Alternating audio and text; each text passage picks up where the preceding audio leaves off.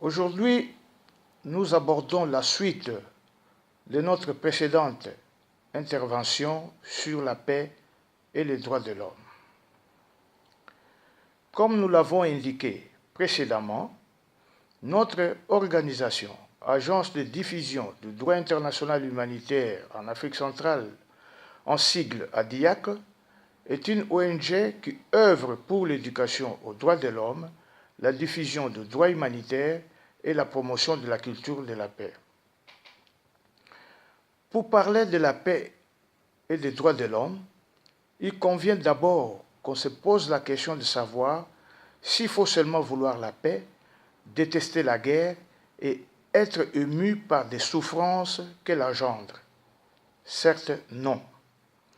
Pour ce faire, il est nécessaire de comprendre que la connaissance et le respect des droits de l'homme peuvent conduire chaque être humain et l'humanité tout entière vers cette paix universelle à laquelle tout le monde aspire.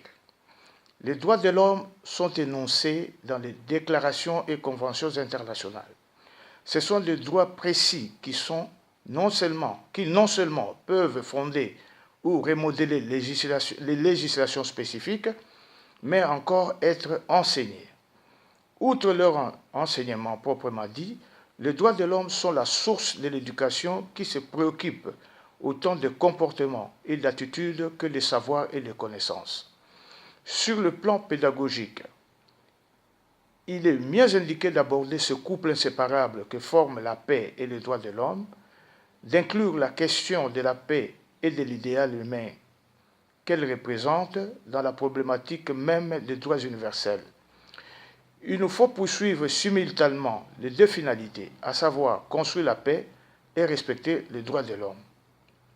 Il convient de souligner que l'école a une mission d'information et de mise en œuvre d'actions qui réalisent ces deux fins, sans pour autant subordonner l'une à l'autre.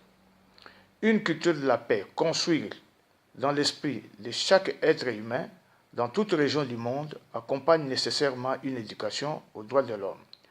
Ces droits peuvent tenir compte des valeurs universelles comme la liberté, la justice et l'égalité entre tous les êtres humains.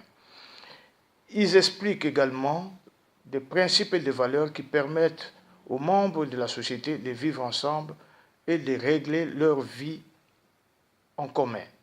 Ils constituent donc des éléments essentiels d'une culture de la paix. Nous vous remercions beaucoup.